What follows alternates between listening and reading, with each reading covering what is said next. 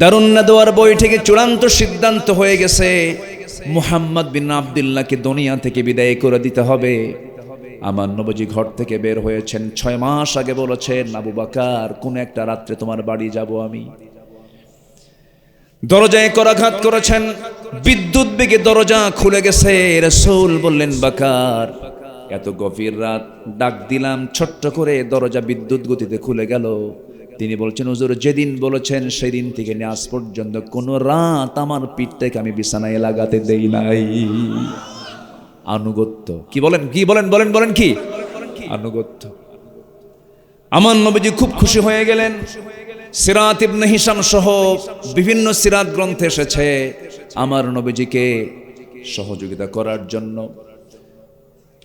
দুটা বর্ণনা পাওয়া যায়। একটা বর্ণনা হলো রাসূল কি নিজের পিঠে উঠালেন, সাইয়েদনা আবু বকর নিজের পিঠে উঠায়া মদিনা হলো উত্তর দিক, চলে গেলেন দক্ষিণ দিকে। দুই বৃদ্ধাঙ্গুলের উপরে ভর দিয়ে দিয়ে এক পা দিয়ে হেঁটে হেঁটে আরেক পা দিয়ে পদচিহ্নগুলো মুছে মুছে রাসূলকে পিঠে করে নিয়ে জাবালে সুর পর্যন্ত নিয়ে গেছেন প্রথম খলিফা আবু বকর রাদিয়াল্লাহু তাআলা আনহু। কেন করলেন এটা? আরবের লোকেরা এতটাই মেধাবী ছিল, মানুষের পদচিহ্ন দেখে বলতে পারতো এটা কোন গোত্রের লোকের পদচিহ্ন, এমনকি উটের পায়খানা পর্যন্ত দেখে বলতে পারতো এটা কোন গোত্রের উট। রাসূলকে যদি চিনে ফেলে, এমন করে করে নবীজিকে সঙ্গে করে নিয়ে জাবালে সুর পর্যন্ত চলে গেলেন। জাবালে সুরে 3টা দিন 3টা রাত থাকলেন। এই তো মাসখানেক আগে হবে গিয়েছিলাম। গেলেই সবগুলো দেখি, দেখলে ইমান একটু তাজা হয়, একটু মজবুত হয়। সেই জাবালে সুর এখনো দুর্গম। আপনি যদি দিনের বেলা সকালবেলা রওনা দেন, ঘন্টার পর ঘন্টা আপ ডাউন করতে সময় লাগে, পাহাড়ি পথ। নবীজি 3টা দিন 3টা রাত থাকলেন।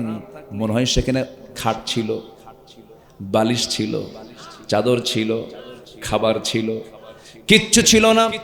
আমার নবীজি পাহাড়িয়া একটা দুর্গম জায়গার মধ্যে সময়টা কাটায় দিলেন। খাবার নাই, কিচ্ছু নাই।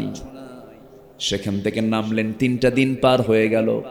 মদিনায় চলে গেলেন, কুবা পল্লীর কাছাকাছি চলে গেলেন। কুবা পল্লীতে একটা মসজিদ, কুবা নাম হয়েছে, একটা মসজিদ রাসূল বানিয়েছেন নিজের হাতে। উসসিসা আলাত তাকওয়া, প্রথম মসজিদ, যে জায়গায় নামাজ পড়লে পরে আল্লাহ রাব্বুল আলামিন একটা নফল উমরার সওয়াব দিয়ে দেন। আমার নবীজি সেই মদিনায় চলে গেলেন। কিন্তু সকালবেলা সাহাবীরা ঘুম থেকে উঠেই এই দুজন ছাড়া সবাই রাসূলের দরবারে এসে রাসূলকে খুঁজছেন, রাসূল নাই। ওমরে ফারুক যখন দেখলেন রাসূল নাই, মাথা পাগলা হয়ে গেছে, মন মেজাজ গরম হয়ে গেছে। সোজা গিয়ে আবু জেহেলের সামনে গিয়ে বলছে, আবু জেহেল সত্যি করে বলো আমার রাসূল কোথায়? আবু জেহেল থরথর করে কাঁপে, কারণ ওমরের মেজাজ কি বলেন বলেন বলেন বলেন নরম না গরম? গরম মানুষ। আবু জেহেল বলে কেন, তুমি কি জানো না? কেন আমিও তো জানি না।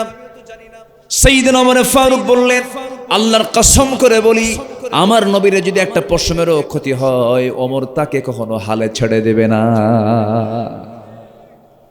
সাহাবে কেরাম, রাসূল মদিনা হিজরত করেছেন। একজন ধনী সাহাবী আব্দুর রহমান ইবনে আউফ রাদিয়াল্লাহু তাআলা আনহু যখন শুনতে পেলেন রাসূল নাই, তিনি একজন বড় ব্যবসায়ী ছিলেন, এক্সপোর্ট ইম্পোর্টের বিজনেস ছিল, বড় বড় বিজনেস তিনি করেছেন, কোটি কোটি টাকার মালিক তিনি ছিলেন। আব্দুর রহমান ইবনে আউফ আশারে মুবাশশারা একজন সাহাবী, 10 জন জান্নাতের সংবাদ পাওয়া একজন অন্যতম সাহাবী। আব্দুর রহমান ইবনে আউফ যখন শুনতে পেলেন, ব্যবসার চাবি ঠেলে রেখে দিলেন, বউ বাচ্চাকে রেখে চলে আসলেন, কারণ তারা কালেমা পড়ে নাই। বউ রাখলেন, সন্তান থুয়ে, ব্যবসা থুয়া সোজা মদিনার দিকে রাসূলের উদ্দেশ্যে রওনা দিলেন। একমাত্র আনুগত্য, জোরে কোন সুবহানাল্লাহ। রাসূল নাই, আমরাও নাই। আব্দুর রহমান ইবনে আউফ ব্যবসা, সন্তান, স্ত্রী, এগুলোই তো আকর্ষণ। যা আকাম কুকাম করে কাদের জন্য করে? এগুলোর জন্যই তো করে। এই যে টাকাগুলো সব বিদেশে পাচার করছে, মূল লক্ষ্য হলো বাচ্চারা খাবে, বউরা খাবে, এই তো। কিন্তু সাহাবীরা কি করলেন? আল্লাহ এবং নবীর আনুগত্য করতে গিয়ে বাচ্চা, বউ, সম্পদ, ব্যবসা সব থুইয়া চলে গেছেন নবীর টানে। আল্লাহু আকবার বলেন। এটার নাম কি? আনুগত্য বলেন। এটার নাম কি বলেন? আনুগত্য। চলে গেছেন মদিনায়। রাসূল দেখি বলছেন, আব্দুর রহমান তুমি চলে আসছো, হুজুর আপনি নাই থাকে লাভ আছে। সুবহানাল্লাহ বলবেন না, সুবহানাল্লাহ বলবেন না। আমার নবীজি দারুণ খুশি হয়ে গেলেন, রাসূল তাকে জড়িয়ে ধরলেন। কয়েকটা দিন যখন চলে গেল, আমার নবীজি একদিন দেখতে পেলেন আব্দুর রহমান ইবনে আওফ রাদিয়াল্লাহু তাআলা আনহু মদিনার মসজিদের সামনে অসহায়ের মতো বসে আছেন, কোনো কাজ নাই, কি ব্যস্ত মানুষ। রাসূল দেখেই কেঁদে ফেলে বলছেন, আব্দুর রহমান বড় কষ্ট হচ্ছে মনে হয়, বউ নাই, বাচ্চা নাই, ব্যবসা নাই, সব ছেড়ে চলে আসছো, তোমার বুঝি বড় কষ্ট হয়। আব্দুর রহমান ইবনে আওফ বলছেন, ইয়া রাসূলুল্লাহ, আল্লাহর কসম করে বলি, আমি আপনাকে যখন দেখি আমার সকল দুঃখ দূর হয়ে যায়। হে রাসূল, আমি আপনার জন্য আসছি, আল্লাহর জন্য এখানে চলে আসছি, কারণ আমি আমার নিজের জীবন, সন্তান সন্ততি, আমার বাপ মা, আমার সকল কিছুর চাইতে আমি আপনাকে সত্যি বেশি ভালোবাসি। এটাই হচ্ছে পূর্ণাঙ্গ আনুগত্য, পূর্ণাঙ্গ ঈমানের পরিচয়। আমি আপনাদেরকে একটু বলবো, মাঝে মাঝে এই পরীক্ষাটা করবেন, প্রশ্নটা করবেন, চোখ বন্ধ করে দিনের কোন একটা বেলায় বুকে হাত রেখে বলবেন, ও আব্দুল্লাহ, সত্যি করে বলো তো, তুমি নিজে কি তোমার নিজের চাইতে, তোমার পরিবারের চাইতে, তোমার বাপ মার চাইতে, তোমার সকল কিছুর চাইতে তুমি তোমার রাসূলকে বেশি ভালোবাসতে পেরেছো নাকি? আপনার নফস যদি উত্তর দিয়ে দেয় হ্যাঁ, রাসূলকে বেশি ভালোবাসতে পেরেছি, তখন আপনি ভাববেন আপনি একজন পূর্ণাঙ্গ ঈমানদার হতে পেরেছেন। কি বুঝতেছেন কথাগুলো? বুঝতেছেন? আনুগত্য। আব্দুর রহমান ইবনে আওফ রাদিয়াল্লাহু তাআলা আনহু যখন তিনি দেখলেন অসহায়ের মতো বসে আছি, রাসূল বলছেন, আব্দুর রহমান তোমার বড় কষ্ট হয়, আমি তোমার জন্য কিছু ব্যবস্থা করছি। হুজুর কিচ্ছু লাগবে না, আমি আপনাকে দেখলেই খুশি। হঠাৎ করে একজন আনসার সাহাবীকে দেখতে পেলেন, আনসার সাহাবী, মদিনার সাহাবী, দেখে বলছেন, আনসার সাহাবী এদিকে আসো, আমার আব্দুর রহমান খুব কাছের মানুষ, আমার খুব প্রিয় সাহাবী, দ্বীনকে গ্রহণ করতে গিয়ে, আনুগত্য করতে গিয়ে পরিবার ছেড়েছে, ব্যবসা ছেড়ে মক্কা থেকে মদিনায় চলে আসছে, এখন সেখানে বেকার, কিচ্ছু নেই, বউটাও নাই। দেখো তো আনসার সাহাবী কিছু করতে পারো নাকি, কিছু সাহায্য করতে পারো নাকি? আনসার সাহাবী করলেন কি, সঙ্গে সঙ্গে আব্দুর রহমান ইবনে আওফ রাদিয়াল্লাহু আনহুকে ঘোড়ার পিঠে চড়ায়া নিলেন, ঘোড়া দাবড়ায়া মদিনার সবচেয়ে বড় বড় দুটা খেজুর বাগান দেখায় দিয়ে বলছেন, ভাই আব্দুর রহমান, এই দুইটা বড় বড় খেজুর বাগানের মালিক আল্লাহ পাক আমাকে বানিয়েছেন, যে খেজুর বাগানটা পছন্দ হবে এই মুহূর্তে আমি আব্দুর রহমান ইবনে আওফকে ওই বাগানটা আমি দলিল করে দেব। আব্দুর রহমান ইবনে আওফ বললেন, ভাই আর কি করবা বলো? কিচ্ছু বলতেছেন না। এবার ওই আনসার সাহাবী বলছেন, আমার প্রিয় ভাইজান, খেজুর বাগান তো দেবই, কিন্তু আমি আমার জানা মতে আপনার ঘর নাই, বাড়ি নাই, কিচ্ছু নাই, এই মদিনার কোনো মেয়ের বাবা আপনার সঙ্গে মেয়েকে বিয়ে দেবে না, আপনার তো যৌবন আছে, আল্লাহ পাক আমাকে দুইটা বউ দান করেছেন, একটা বউকে তালাক দেব, আপনি আমার বউটাকে বউ বানাইয়া নিবেন। আল্লাহু আকবার। কি পরিমাণ পারস্পরিক মহব্বত তাদের মধ্যে কাজ করেছে, মুসলমানদের ভ্রাতৃত্বের কি গভীরতা ছিল। এই দুইটা শব্দ চয়নে আব্দুর রহমান ইবনে আওফের কলিজা পড়ে গেছে। এবার আনসার সাহাবীকে জড়িয়ে ধরে বলছে, ভাই খেজুর বাগানও আমার লাগবে না, তোমার বউ তালাকও দেওয়া লাগবে না, তুমি তো ব্যবসা বোঝো, আমিও ব্যবসা বুঝি, আমাকে একটা ছোট্ট ব্যবসার ব্যবস্থা করে দাও, ছোট্ট একটা বাজার দেখায় দাও, ব্যবসা করব আমি। ছোট্ট একটা ব্যবসার ব্যবস্থা করে দেওয়া হলো। ব্যবসা করে করে কয়েক রতি সোনা কামাই হলো, কয়েক আনিও না, কয়েক রতি সোনা কামাই হলো। দেরি করলেন না, সেই রতির সেই সম্পদ দিয়া বিয়ের প্রয়োজন মনে করলেন, কারণ যৌবনের চাহিদা আছে না নাই বলেন? আছে। একটা মহিলাকে পছন্দ করলেন, সাক্ষী বানায়া বিয়ে শাদী সম্পন্ন করলেন। ৩-৪ দিন নবীর দরবারে আব্দুর রহমান ইবনে আওফ যান না। আমার নবীজি চিন্তায় পড়লেন, আমার আব্দুর রহমান গেল কই, কি ব্যস্ত হয়ে পড়লো। ৪-৫ দিন পরে আমার নবীর সামনে যখন আসছেন, সুন্দর পোশাক, সুন্দর ঘ্রাণ, চেহারার মধ্যে লাবণ্যতা চলে আসছে। রাসূল বলছেন, আব্দুর রহমান, চেহারার মতিগতি দেখে তো ভালো মনে হচ্ছে না, কি করছো? হুজুর বিয়া করছি। বিয়া করছো তুমি? দাওয়াত পাইলাম না আমি। হুজুর মনে ছিল না। কি ছিল না বলেন? বিয়ের সময় কিন্তু অনেক কাছের বন্ধু বাদ পড়ে যায়, এই আসতে কোন কেন এই বাদ পড়ে না, বাদ পড়ে না। বন্ধু রাগ করে কয় তোর সঙ্গে কথাই কব না, বিয়ে করলে আমার দাওয়াত দিকে। বন্ধু বিয়ে পাগলা হয়ে গেছিল, মনে ছিল না। আমার রাসূল মন খারাপ করলেন না। রাসূল বললেন, বিয়ে করছো ভালো কথা, আমি তোমার জন্য দোয়া করি, কিন্তু বিয়ে যে করছো টাকা পাইছো কোথায়? তোমার তো টাকা নাই, পয়সা নাই। হুজুর আমি ব্যবসা করেছি, কয়েক রতি সোনা কামাই করেছি, এরপরে বিয়েটাকে জরুরি মনে করে বিয়ে করে আমার চরিত্র ঠিক রেখেছি। তাহলে চরিত্র ঠিক রাখার উপায় হলো কি করা? না প্রেম করা? এ ভালো করে কর, বলেন বলেন বলেন। বিয়ে করো না প্রেম করা? আরো জোরে, আরো জোরে। এখন সমাজে বেশি কি চলে? প্রেম বেশি, বিয়া আজ থেকে প্রেম বেশি, বিয়া। প্রেম করতে তো আর খরচ টরচ তেমন হয় না, বিয়া বহু দায়িত্ব। নাউজুবিল্লাহ কবেন না? জোরে বলেন নাউজুবিল্লাহ। এই সমস্ত নোংরামি সব বন্ধ হয়ে যেত যদি আমার দেশে পর্দার বিধান জারি হয়ে যেত, ঠিক কিনা? জেনা করলে পরে শাস্তি কি জানেন? জেনা করলে পরে ব্যভিচার যদি হয় জরিমানা হলো 100 টাকা। কত টাকা জরিমানা? 100 টাকা জরিমানা। আল্লাহ রাব্বুল আলামিন বলেন, ইয়া আইয়ুহাল্লাযীনা আমানু ইত্তাকুল্লাহা ওয়া কুলু কওলান সাদীদা ইউসলিহ লাকুম আ'মালাকুম ويغفر لكم ذنوبكم ومن يطع الله ورسوله فقد فاز فوزا عظيما জোরে বলুন আল্লাহু আকবার। ঈমানদারেরা তোমরা আল্লাহকে ভয় করো। এক নাম্বার হলো তোমরা আল্লাহকে ভয় করো। আল্লাহ ছাড়া কাউকে ভয় করা জায়েজ? জায়েজ নাই। আমার পাশে যিনি বসে আছেন, আহারে 16 বছরের ভিতরে আপনি জেলে ছিলেন কয় বছর? 5 থেকে 6 বছর উনি জেলখানায় ছিলেন। বলুন তো দেখে কি মনে হয় ইনি কাউকে খুন করতে পারে? মনে হয়? 36টা মামলা, বেশি না, 3 ডজন। কয় ডজন? 3 ডজন মামলা। 3 ডজন মামলা হয়েছিল তার বিরুদ্ধে। আমারে 2018 সালে নির্বাচনের আগ দিয়ে গোটা বাড়ি ঘেরা দিয়ে আমারে তুলা বলে যে হুজুর চলেন থানায় চলেন, ওসি সাহেব আপনাকে সালাম জানিয়েছেন চা খাওয়ার।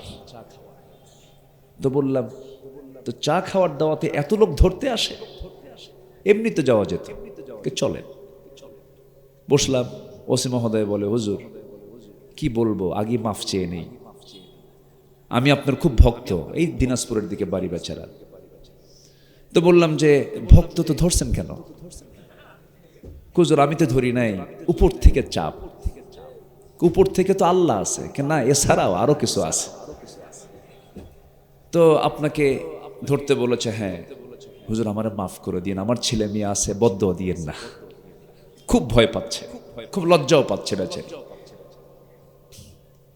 তো বললাম যে আমার দোষটা কি?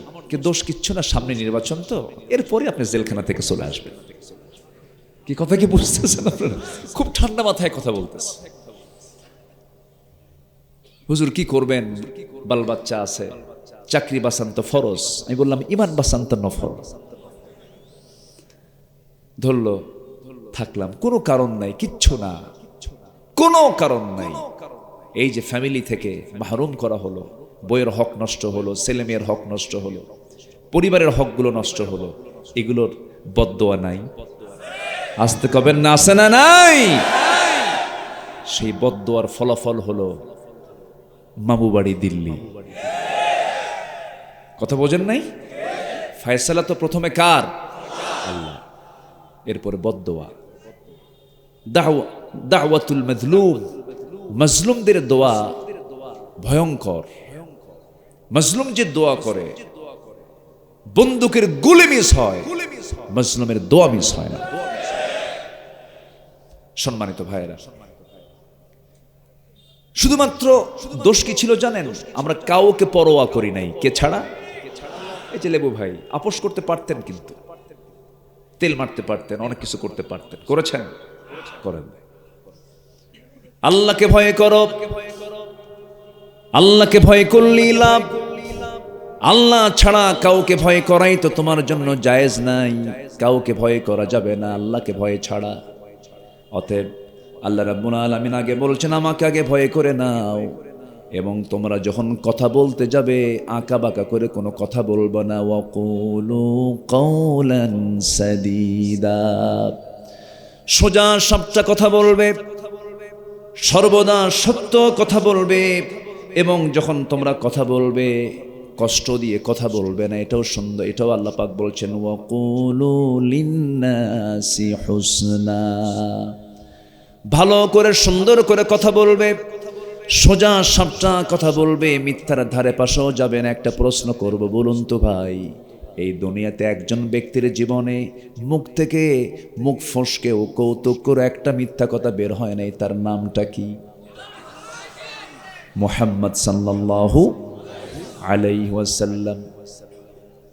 একটা কথাও মুখ থেকে মিথ্যা দিয়ে বের হয় নাই, কোনোদিন মিথ্যার ছোঁয়া তার মুখে লাগে নাই, কোনোদিন মিথ্যা কথা তিনি বলতে পারেন নাই, বলেন নাই।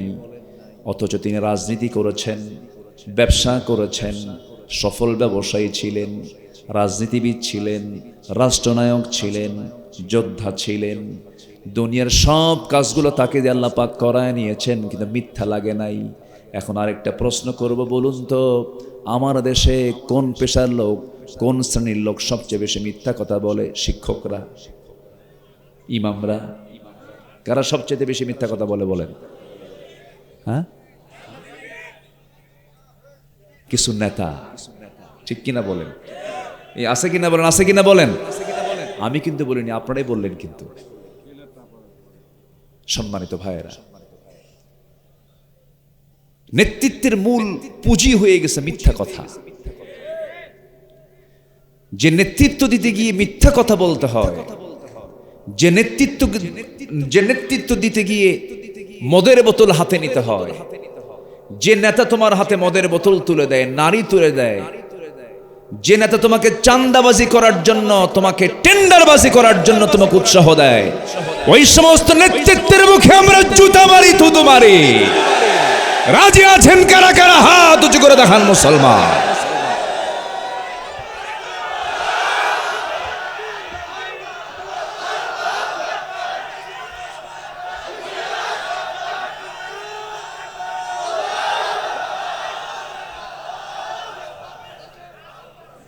আল্লাহ কবুল করুন, জোরে বলে আমিন, আরো জোরে আমিন।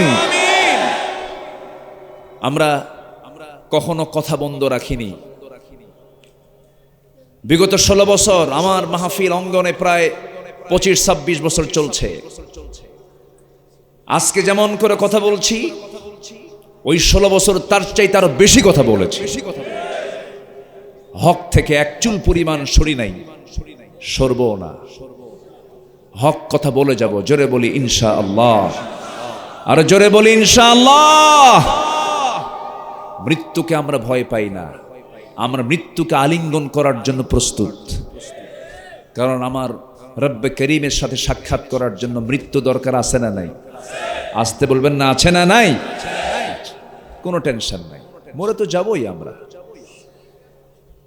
মরতেই হবে আমাকে আপনাকে। কিন্তু সেই মৃত্যু হতে হবে আমাকে আপনাকে, সেই মৃত্যু চাইতে হবে যে মৃত্যু আমাকে আল্লাহর সঙ্গে সুন্দর সাক্ষাতের ব্যবস্থা করে দিবে। আল্লাহ কবুল করুন, জোরে বলি আমিন, আরো জোরে আমিন। সম্মানিত ভাইয়েরা, তাহলে আমরা 1 নাম্বার কাকে ভয় করব বলেন তো? জোরে বলেন, কাকে ভয় করব? আল্লাহকে। এরপরে সত্য কথা বলবো আমি। এরপর আল্লাহ রাব্বুল আলামিন বলছেন সত্য কথা বললে কি হবে? পুরস্কার হলো ইউসলিহ লাকুম আ'মালাকুম ওয়া ইয়াগফির লাকুম যুনুবাকুম। সত্য বললে তোমার জীবনে যত আমলনামাগুলো আছে, আমলনামার মধ্যে যদি কোনো ভুলভাল খুঁজে পাওয়া যায়, আল্লাহ পাক সেই ভুল আমলগুলোকে ঠিকঠাক করে দিবেন, সংশোধন করে দিবেন।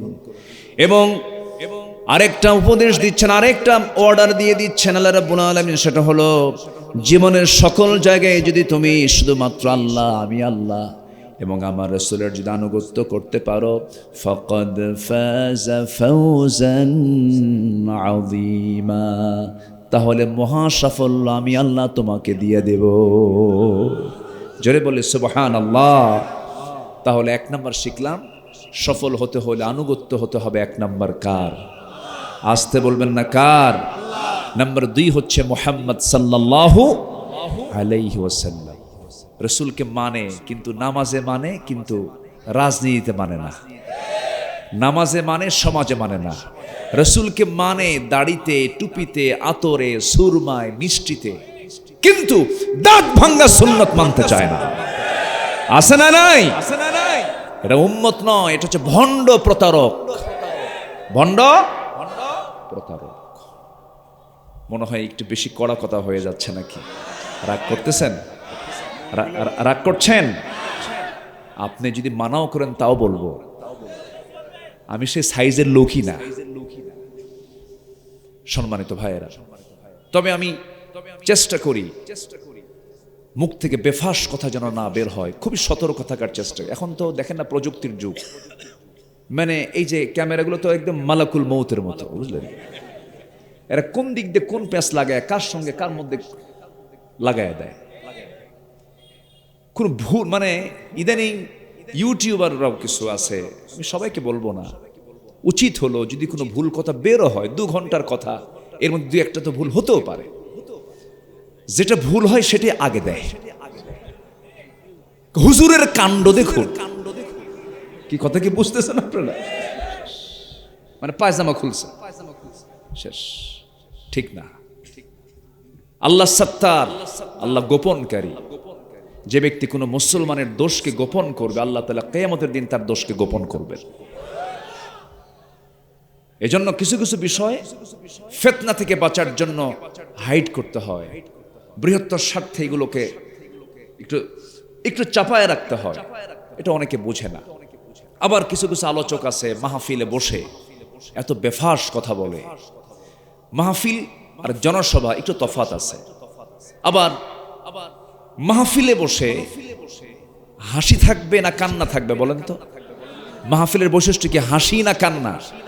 কিছু কিছু মাহফিল আছে এমন হাসি, হাসির ঠেলায় জনগণের সবার পেটের চামড়া পর্যন্ত ব্যথা হয়ে যায়। এটাও ঠিক না। আবার আপত্তিকর অপ্রয়োজনীয় কথা, মুখ থেকে বেফাস কথা বের করা ঠিক না। কিছু কিছু তো দরবার আছে, ও কাফেরের ফতুয়ার বাক্স নিয়ে বসে আছে। আসতে বলবেন না, আছে না নাই? এগুলো কি? এটা কোন আচরণ? এগুলো আমরা লজ্জা পাই, জানেন, খারাপ লাগে। একটা আলেমের মুখ থেকে বের হবে হলো সার্বজনীন মিষ্টি কথা, সুন্দর কথা, মার্জিত কথা বের হবে, আর মুখ থেকে গাঁজাখোর, মদখোর কি বলতেছে, কখন কি মনে হচ্ছে, যা আসে তাই কয়। ভারসাম্যহীন লোক কখনো প্রকৃত ইমানদার হতে পারে না। মেজাজের ভারসাম্য রক্ষা করতে হবে, অথবা তাকে বলতে হবে আমি পাগল, এই কথা বলতে হবে। সম্মানিত ভাইয়েরা, আল্লাহ পাক বোঝার তৌফিক দান করুন, জোরে বলি আমিন। সম্মানিত ভাইয়েরা, তাহলে আমরা আনুগত্য করব কার? আসতে বলবেন না কার? এক জায়গায় না সব জায়গায়? রাসূলকে মানবো এক জায়গায় না সব জায়গায়? মক্কাও মানবো, মদিনাও মানবো, মদিনাও মানবো, মক্কাও মানবো, দুটাই মানতে হবে। নামাজ পড়বো, নামাজ কায়েমও করব। রাজি আছেন না ইনশাআল্লাহ? আমার দেশে কিছু কিছু লোক আছে নামাজ আদায়ে বিশ্বাসী, কায়েমে বিশ্বাসী না। আছে না নাই? প্রকাশ্যে বলে আমরা শরিয়া আইনে বিশ্বাসী নই। আছে না? আমরা শরিয়া আইনে বিশ্বাসী নই। এই সমস্ত বক্তব্য তাদের মুখ থেকে বের হয় যাদের ঈমান ন্যূনতম থাকতে পারে না। শরিয়া আইনকে মানতে হবে, এটা মানা ফরজ। এটা মানা কি? ফরজ। কষ্ট পাচ্ছেন? কষ্ট পাইলে কিচ্ছু করার নাই। সম্মানিত ভাইরা, তাহলে সফল হওয়ার জন্য 10টা উপায়, এর মধ্যে একটা উপায় আমরা শিখলাম। নাম্বার 2, আসুন ঈমান আনবো আমরা ভালো করে। রাজি আছেন তো ইনশাআল্লাহ? হয়তো বলবেন হুজুর এটা আবার কি কথা কইলেন, ঈমান কি আনি নাই? আমার বাপও আনছে। আমার দাদা শহীদুল ইসলাম আমার বাপ শরীফুল ইসলাম, আমি হলাম জাহিদুল ইসলাম। তাহলে কয় ইসলাম আছে? এই তিন ইসলাম থাকার পর আমার মধ্যে ইসলাম না, ঈমান না, এটা কি কইলেন হুজুর? আমার দেশে এক দলের নেতা আছে, সিপিবির নেতা মুজাহিদুল ইসলাম, আছে কিনা বলেন? কিসের নেতা? কমিউনিস্ট পার্টির নেতার নাম হলো কি? মুজাহিদুল ইসলাম। তাহলে মুজাহিদুল ইসলাম হলো ইসলামের মুজাহিদ হয়া সে হচ্ছে কমিউনিস্ট পার্টির নেতা। তাহলে আমাদের দেশে নাম বহু আছে, সুন্দর সুন্দর নাম, কিন্তু কামগুলো হলো শয়তানের চেয়েও জঘন্য। আছে না নাই? আছে না নাই? নাম দিয়ে কাম হবে না। নাম হলো ঈমান আলী, সুন্দর নাম ঈমান আলী, কিন্তু নামাজ পড়ে না। নাম হলো ফজর আলী, ঘুম থেকে 10টায় ওঠে। নাম হলো হিম্মত আলী, সাইকেলের চাকা বাসলে শীত হয়ে পড়ে। নাম হলো আতর আলী, গোটা গায়ে গাজার গন্ধ। নাম কি রাখছে? আতর আলী। নাম হলো বাদশাহ মিয়া, ভিক্ষা করে। কি করে? নাম হলো খোকা মিয়া, বয়স 80-82 বছর বয়স, খোকা মিয়াই বলতে হবে, বুড়া মিয়া খাওয়া যাবে না। নাম দিয়ে কোনো কাজ হবে না। নাম দিয়ে যদি কাজ হতো, আবু জেহেল কুরাইশ বংশ জান্নাত পেয়ে যেত, নবীর ছেলে কেনান জান্নাত পেয়ে যেত, নবীর বাপ আসর জান্নাত পেয়ে যেত, নবীর চাচা আবু তালেব জান্নাত পেয়ে যেত। তাহলে নবীর বংশ দিয়া, নবীর বাপ দিয়া, নবীর ছেলে দিয়া, এই সমস্ত পরিচয় দিয়ে জান্নাত মিলবে না। জান্নাত মেলার জন্য সবচেয়ে বড় বিষয়টা হলো বান্দার ঈমান। বান্দার কি বলেন? ঈমান। আল্লাহ রাব্বুল আলামিন বলেন, ইন্নাল্লাযীনা আমানু ওয়া আমিলুস সালিহাতি লাহুম জান্নাতুন তাজরি মিন তাহতিহাল আনহার যালিকাল ফাওজুল কাবীর। আল্লাহ রাব্বুল আলামিন বলেন, ঈমান যারা আনবে, নেক আমল যারা করবে, আমি আল্লাহ তাদেরকে অস্থায়ী কোনো জান্নাত দেব না, স্থায়ী জান্নাত দিয়ে দেব। এমন সুন্দর জান্নাত দেব যার নিচ দিয়ে নহর প্রবাহিত, মধুর নহর, দুধের নহর, শরাবের নহর, পানির নহর। কয়টা নহর হলো বলেন? বলেন কয়টা? বলেন কয়টা? কয়টা? 4টা নহর থাকবে। আল্লাহ রাব্বুল আলামিন বলছেন, এটাই হলো মহা সফলতা। সফলতা 10 কাজে সফলতা আসবে। 2টা বলে ফেললাম। একটা হলো আনুগত্য করতে হবে দুজনের, আল্লাহ রাসূলের। নাম্বার 2 হলো ঈমান আনবো আমরা, জোরে বলি ইনশাআল্লাহ।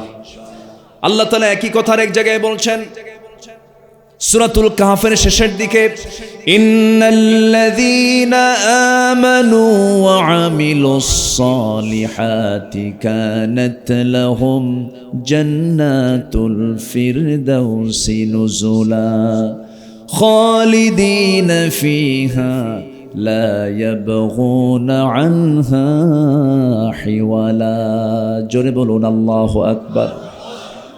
ঈমান আনবি, আমি তোমাকে জান্নাতুল ফিরদাউস দিয়ে দেব, চিরকাল সেখানে থাকবে, মন যা চাবে তাই পাবে।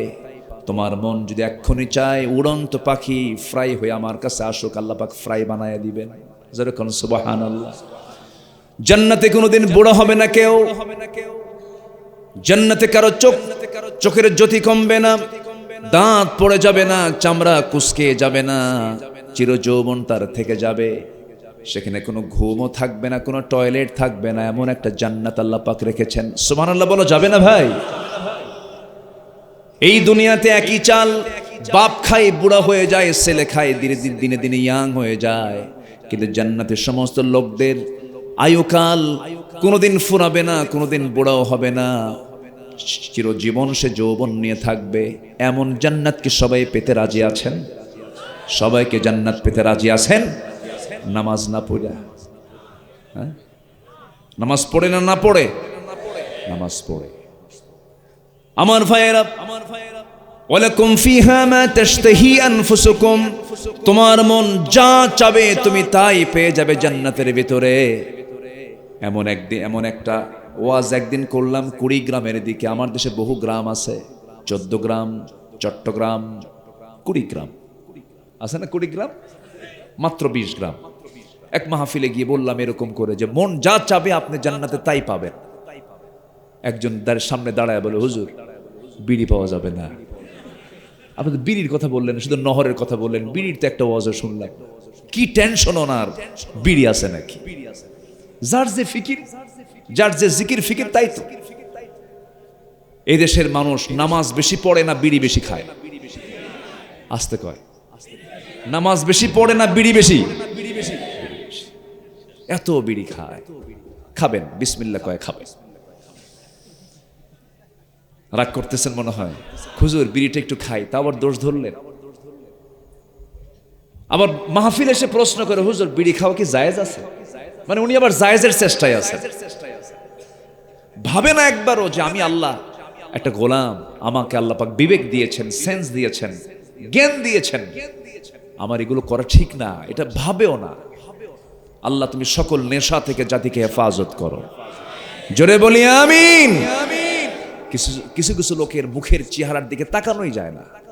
এত সুন্দর ঠোঁট কালো কুসকুসা বানায় ফেলছে, এত সুন্দর দাঁত পান খায়া খায়া ঠোঁটগুলো এবং দাঁতগুলো তরমুজের বিচির মতো বানায় ফেলছে।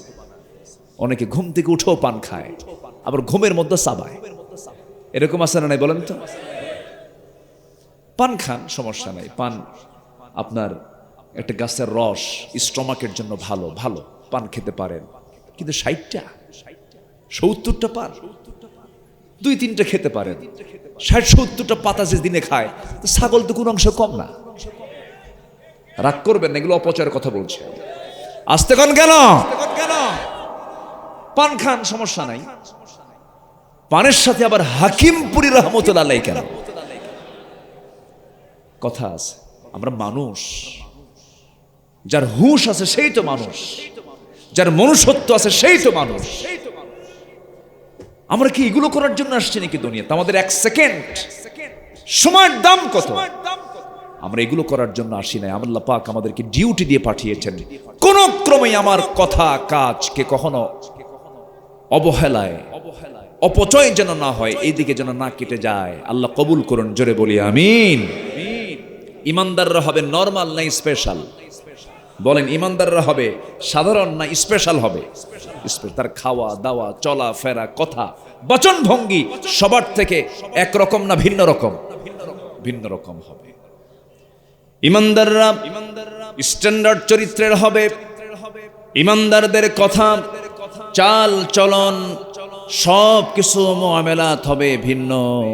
আল্লাহ রাব্বুল আলামিন সুন্দর করে তাদের চরিত্র তুলে ধরেছেন। ওয়া ইবাদুর রহমান আল্লাযীনা ইয়ামশুনা আলাল আরদি হাওনা ওয়া ইযা খাতাবাহুমুল জাহিলুনা ক্বালু সালামা। ইমানদাররা বিনয়ী হবে, হাসি মুখ থাকবে।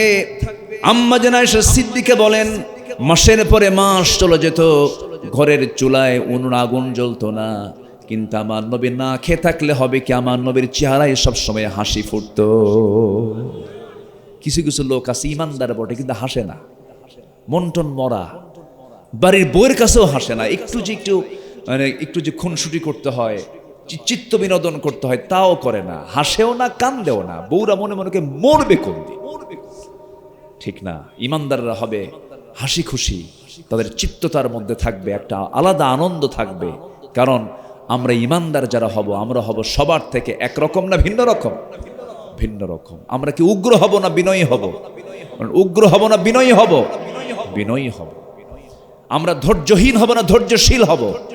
ধৈর্যশীল হব। এই যে বসে আছেন, এগুলো ইমানদারের লক্ষণ। বলি আলহামদুলিল্লাহ। এই যে বসে আছেন, অনেক রাত হয়ে গেছে কিন্তু ধৈর্য নিয়ে বসে আছেন, এটি ইমানদারদের বৈশিষ্ট্য। এগুলো শৃঙ্খলা রক্ষা ইমানদারদের বৈশিষ্ট্য। আল্লাহু আকবার বলেন। আমি চ্যালেঞ্জ ছুড়ে দিলাম, এই যে হাজার হাজার মানুষের সমাগম, এখানে যদি একটা নাটকের আয়োজন হতো, জুতা ফিকা হতো, মারামারি হতো, অনেক উচ্ছৃঙ্খল পরিবেশ তৈরি হতো। কিন্তু এই যে হাজার হাজার মানুষ, কোনো কি বিশৃঙ্খলা আছে? আছে বিশৃঙ্খলা আছে? এটাই হচ্ছে কোরআনের সৌন্দর্য, ইমানদারদের সৌন্দর্য। বলি আল্লাহু আকবার। এই মাহফিলগুলোতে যারা 144 জারি করেছিল, চট্টগ্রামের প্যারেড ময়দান থেকে শুরু করে নিয়ে দেশের ঐতিহাসিক মাহফিলগুলোকে তারা তালা মেরেছিল, বন্ধ করে দিয়েছিল। যারা কোরআনকে বন্ধ করেছিল আল্লাহ তাদেরকে বন্ধ করে দিয়েছেন। আমরা কোরআনকে শুধু মাহফিলের ময়দানে দেখতে চাই না, শুধু মাদ্রাসায় দেখতে চাই না, শুধু হাফেজের মাথায় দেখতে চাই না, কাগজের পাতায় পাতায় দেখতে চাই না। আমরা কোরআনটাকে সমাজের, রাষ্ট্রের পাতায় পাতায় দেখতে চাই। আমরা সচিবালয়কে কোরআন দিয়ে চালাতে চাই, আমরা সংসদকে কোরআন দিয়ে চালাতে চাই। সব দেখা শেষ করেছি। আইয়ুবের শাসন দেখেছি, মুজিবের ভাষণ শুনেছি, জিয়ার খাল কাটা দেখেছি আমরা। আর আপনাদের এরশাদের, এই রংপুরের চাচা এরশাদের তাল বেতাল দেখেছি আমরা। আর বিগত সময়ে 16-17 বছর দেখেছি শুধু হরতাল আর হরতাল। সব দেখা শেষ। আগামীর বাংলাদেশ হলো কোরআনের আলোকিত বাংলাদেশ। রাজি আছেন কারা কারা? হাত উঁচু করে দেখান।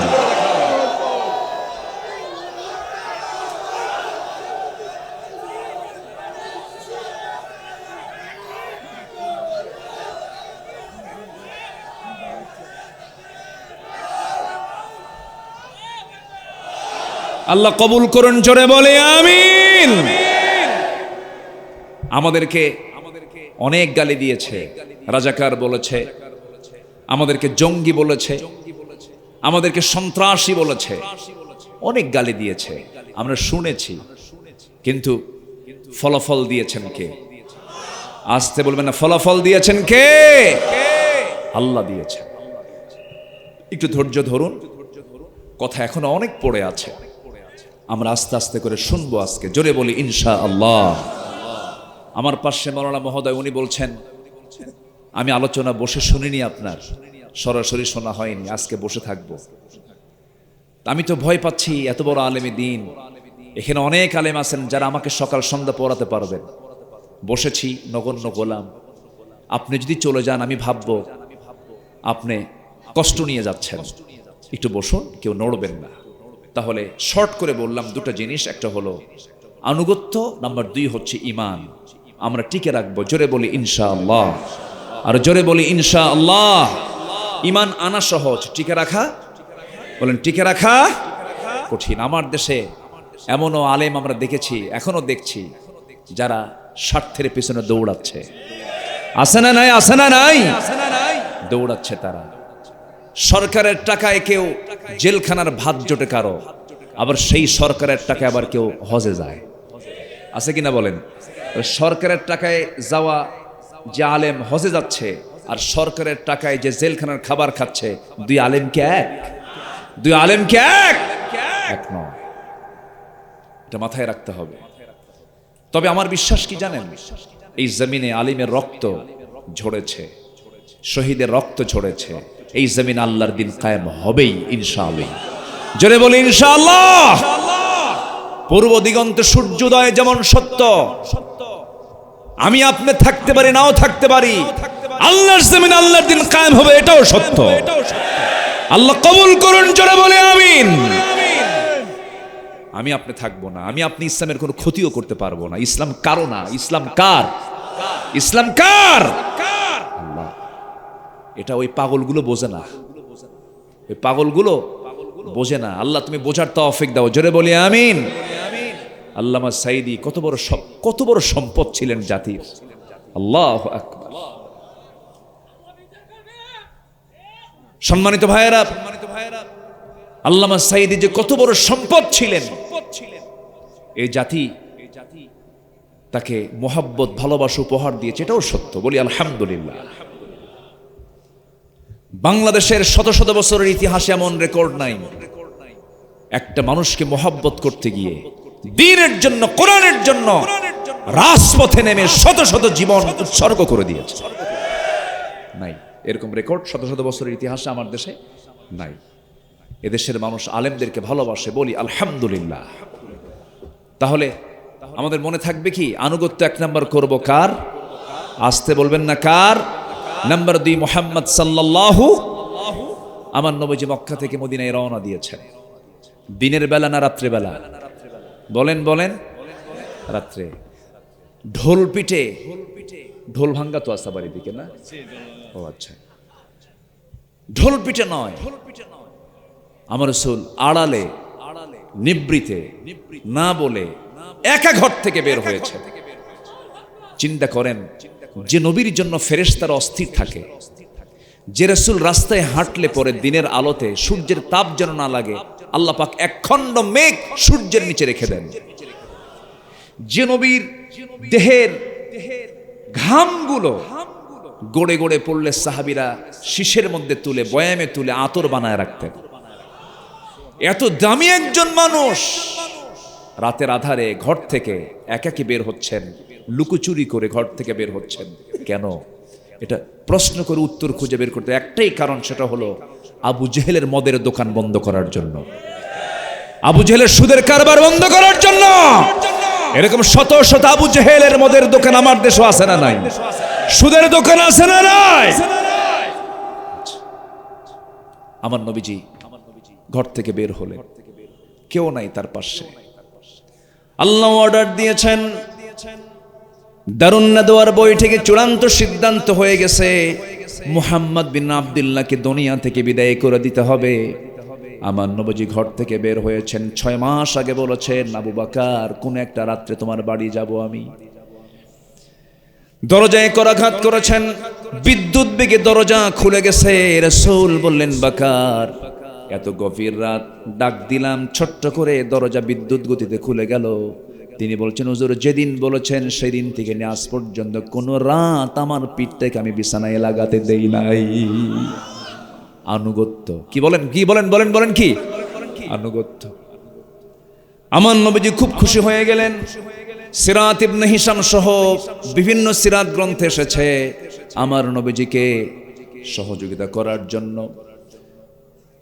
দুটো বর্ণনা পাওয়া যায়। একটা বর্ণনা হলো রাসূল কেউ নিজের পিঠে উঠালেন, সাইয়েদনা আবু বকর নিজের পিঠে উঠায়া মদিনা হলো উত্তর দিক, চলে গেলেন দক্ষিণ দিকে। 2 বৃদ্ধাঙ্গুলের উপরে ভর দিয়ে দিয়ে এক পা দিয়ে হেঁটে হেঁটে আরেক পা দিয়ে পদচিহ্নগুলো মুছে মুছে রাসূলকে পিঠে করে নিয়ে জাবালে সূর পর্যন্ত নিয়ে গেছেন প্রথম খলিফা আবু বকর রাদিয়াল্লাহু তাআলা আনহু। কেন করলেন এটা? আরবের লোকেরা এতটাই মেধাবী ছিল, মানুষের পদচিহ্ন দেখে বলতে পারতো এটা কোন গোত্রের লোকের পদচিহ্ন, এমনকি উটের পায়খানা পর্যন্ত দেখে বলতে পারতো এটা কোন গোত্রের উট। রাসূলকে যদি চিনে ফেলে, এমন করে করে নবীজিকে সঙ্গে করে নিয়ে জাবালে সূর পর্যন্ত চলে গেলেন। জাবালে সূরে 3টা দিন 3টা রাত থাকলেন। এই তো মাসখানেক আগে হবে গিয়েছিলাম। গেলেই সবগুলো দেখি, দেখলে ইমান একটু তাজা হয়, একটু মজবুত হয়। সেই জাবালে সূর এখনো দুর্গম। আপনি যদি দিনের বেলা সকালবেলা রওনা দেন, ঘন্টার পর ঘন্টা আপ ডাউন করতে সময় লাগে, পাহাড়ি পথ। নবীজি 3টা দিন 3টা রাত থাকলেন। মনে হয় সেখানে খাট ছিল, বালিশ ছিল, চাদর ছিল, খাবার ছিল, কিচ্ছু ছিল না। আমার নবীজি পাহাড়িয়া একটা দুর্গম জায়গার মধ্যে সময়টা কাটায় দিলেন। খাবার নাই, কিচ্ছু নাই। সেখান থেকে নামলেন, 3টা দিন পার হয়ে গেল। মদিনায় চলে গেলেন, কুবা পল্লীর কাছাকাছি চলে গেলেন। কুবা পল্লীতে একটা মসজিদ, কুবা নাম হয়েছে, একটা মসজিদ রাসূল বানিয়েছেন নিজের হাতে। উসসিসা আলাত তাকওয়া, প্রথম মসজিদ, যে জায়গায় নামাজ পড়লে পরে আল্লাহ রাব্বুল আলামিন একটা নফল উমরার সওয়াব দিয়ে দেন। আমার নবীজি সেই মদিনায় চলে গেলেন। কিন্তু সকালবেলা সাহাবীরা ঘুম থেকে উঠেই এই দুজন ছাড়া সবাই রাসূলের দরবারে এসে রাসূলকে খুঁজছেন, রাসূল নাই। ওমরে ফারুক যখন দেখলেন রাসূল নাই, মাথা পাগলা হয়ে গেছে, মন মেজাজ গরম হয়ে গেছে। সোজা গিয়ে আবু জেহেলের সামনে গিয়ে বলছে, আবু জেহেল সত্যি করে বলো আমার রাসূল কোথায়? আবু জেহেল থরথর করে কাঁপে, কারণ ওমরের মেজাজ কি? বলেন বলেন বলেন বলেন, নরম না গরম? গরম মানুষ। আবু জেহেল বলে, কেন তুমি কি জানো না? কেন আমিও তো জানি না। সাইয়েদনা ওমর ফারুক বললেন, আল্লাহর কসম করে বলি, আমার নবীর যদি একটা পশমেরও ক্ষতি হয়, ওমর তাকে কখনো হালে ছেড়ে দেবে না। সাহাবে কেরাম, রাসূল মদিনায় হিজরত করেছেন। একজন ধনী সাহাবী আব্দুর রহমান ইবনে আউফ রাদিয়াল্লাহু তাআলা আনহু যখন শুনতে পেলেন রাসূল নাই, তিনি একজন বড় ব্যবসায়ী ছিলেন, এক্সপোর্ট ইম্পোর্টের বিজনেস ছিল, বড় বড় বিজনেস তিনি করেছেন, কোটি কোটি টাকার মালিক তিনি ছিলেন। আব্দুর রহমান ইবনে আউফ আশারে মুবাশশারা একজন সাহাবী, 10 জন জান্নাতের সংবাদ পাওয়া একজন অন্যতম সাহাবী। আব্দুর রহমান ইবনে আউফ যখন শুনতে পেলেন, ব্যবসার চাবি ঠেলে রেখে দিলেন, বউ বাচ্চাকে রেখে চলে আসলেন, কারণ তারা কালেমা পড়ে নাই। বউ রাখলেন, সন্তান থুয়ে, ব্যবসা থুয়ে সোজা মদিনার দিকে রসুলের উদ্দেশ্যে রওনা দিলেন, একমাত্র আনুগত্য। জোরে কোন সুবহানাল্লাহ। রসুল নাই, আমরাও নাই। আব্দুর রহমান ইবনে আউফ ব্যবসা, সন্তান, স্ত্রী, এগুলোই তো আকর্ষণ। যা আকাম কুকাম করে কাদের জন্য করে? এগুলোর জন্যই তো করে। এই যে টাকাগুলো সব বিদেশে পাচার করছে, মূল লক্ষ্য হলো বাচ্চারা খাবে, বউরা খাবে, এই তো। কিন্তু সাহাবীরা কি করলেন? আল্লাহ এবং নবীর আনুগত্য করতে গিয়ে বাচ্চা, বউ, সম্পদ, ব্যবসা সব থুইয়া চলে গেছেন নবীর টানে। আল্লাহু আকবার বলেন। এটার নাম কি? আনুগত্য। বলেন এটার নাম কি? বলেন আনুগত্য। চলে গেছেন মদিনায়। রাসূল দেখি বলছেন, আব্দুর রহমান তুমি চলে আসছো, হুজুর আপনি নাই, থাকে লাভ আছে? সুবহানাল্লাহ বলবেন না? সুবহানাল্লাহ বলবেন না? আমার নবীজি দারুণ খুশি হয়ে গেলেন। রাসূল তাকে জড়িয়ে ধরলেন। কয়েকটা দিন যখন চলে গেল, আমার নবীজি একদিন দেখতে পেলেন আব্দুর রহমান ইবনে আউফ রাদিয়াল্লাহু তাআলা আনহু মদিনার মসজিদের সামনে অসহায়ের মতো বসে আছেন, কোনো কাজ নাই, কি ব্যস্ত মানুষ। রাসূল দেখেই কেঁদে ফেলে বলছেন, আব্দুর রহমান বড় কষ্ট হচ্ছে মনে হয়, বউ নাই, বাচ্চা নাই, ব্যবসা নাই, সব ছেড়ে চলে আসছো, তোমার বুঝি বড় কষ্ট হয়? আব্দুর রহমান ইবনে আউফ বলছেন, ইয়া রাসূলুল্লাহ, আল্লাহর কসম করে বলি, আমি আপনাকে যখন দেখি আমার সকল দুঃখ দূর হয়ে যায়। হে রাসূল, আমি আপনার জন্য আসছি, আল্লাহর জন্য এখানে চলে আসছি, কারণ আমি আমার নিজের জীবন, সন্তান সন্ততি, আমার বাপ মা, আমার সকল কিছুর চাইতে আমি আপনাকে সত্যি বেশি ভালোবাসি। এটাই হচ্ছে পূর্ণাঙ্গ আনুগত্য, পূর্ণাঙ্গ ঈমানের পরিচয়।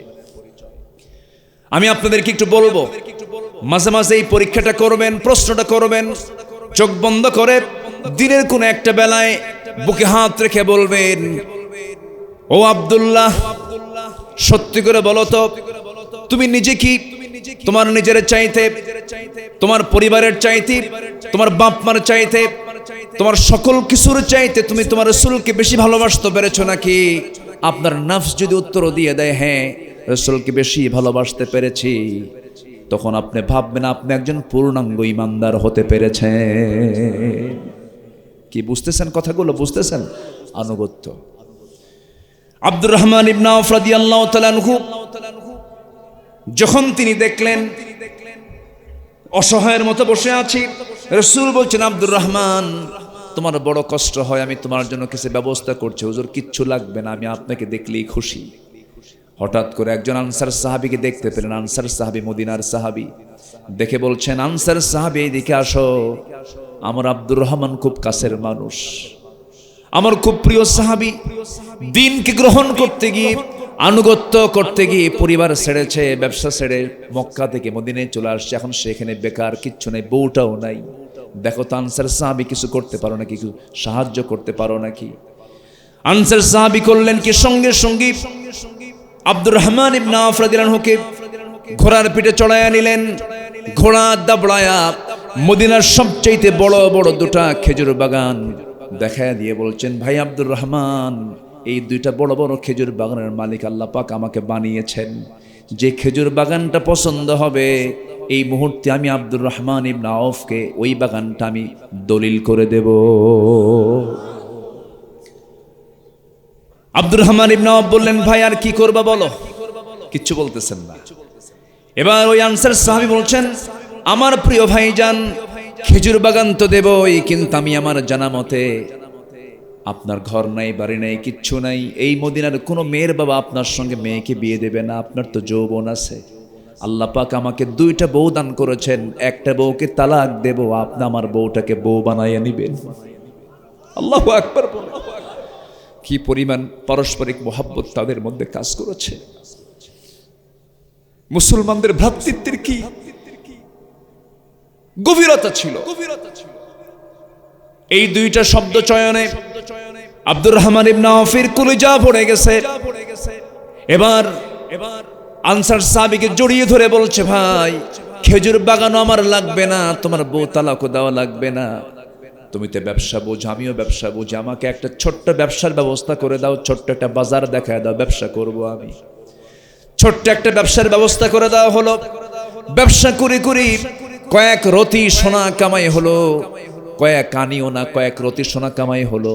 দেরি করলেন না, সেই রতি সেই সম্পদ দিয়া বিয়ের প্রয়োজন মনে করলেন, কারণ যৌবনের চাহিদা আছে না নাই বলেন? আছে। একটা মহিলাকে পছন্দ করলেন, সাক্ষী বানায়া বিয়ে শাদী সম্পন্ন করলেন। 3-4 দিন নবীর দরবারে আব্দুর রহমান ইবনে আওফ যান না। আমার নবীজি চিন্তায় পড়লেন, আমার আব্দুর রহমান গেল কই, কি ব্যস্ত হয়ে পড়লো। 4-5 দিন পরে আমার নবীর সামনে যখন আসছেন, সুন্দর পোশাক, সুন্দর ঘ্রাণ, চেহারার মধ্যে লাবণ্যতা চলে আসছে। রাসূল বলছেন, আব্দুর রহমান, চেহারার মতিগতি দেখে তো ভালো মনে হচ্ছে না, কি করছো? হুজুর বিয়া করছি।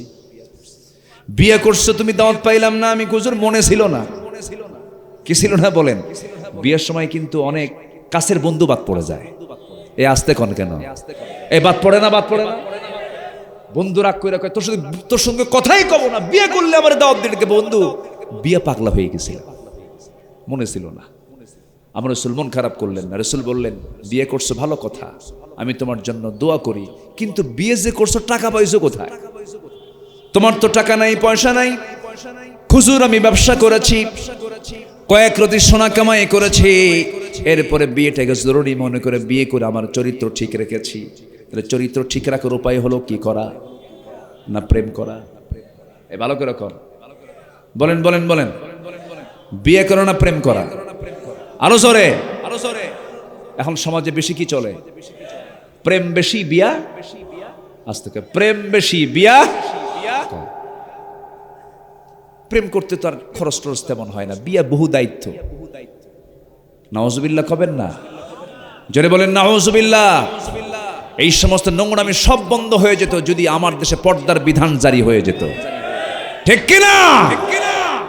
জেনা করলে পরে শাস্তি কি জানেন? জেনা করলে পরে ব্যভিচার যদি হয়, জরিমানা হলো 100 টাকা। ক টাকা জরিমানা? 100 টাকা জরিমানা। আমার নবীজি খুব খুশি হয়ে গেলেন। খুশি হয়ে বলছেন, আব্দুর রহমান চিন্তা করো না, আমি তোমার জন্য দোয়া করে দিচ্ছি। আল্লাহ রাব্বুল আলামিন তোমার পরিবারে আল্লাহ পাক বরকত দেন, তোমার ব্যবসায় আল্লাহ বরকত দেন। আমার নবীর দোয়া এমন সুন্দর করে কবুল হয়ে গেছে। আব্দুর রহমান ইবনে আওফ যখন দুনিয়া থেকে বিদায় নিয়ে নেন, তখন তার পরিবারে 13টা সন্তান ছিল এবং এত সম্পদ তিনি রেখে যান যে সম্পদগুলো ভাগ করতে নিয়ে কুড়াল দিয়ে কেটে কেটে সোনাগুলো ভাগ করা লাগছে। তাবুক অভিযানের দিন তিনি 3 বস্তা সোনা দান করেছেন আল্লাহর পথে। জোরে কোন সুবহানাল্লাহ, আর জোরে কোন সুবহানাল্লাহ। তার আনুগত্য করলেও তার ফলাফলও ভালো আছে না নাই বলেন তো? আছে না নাই?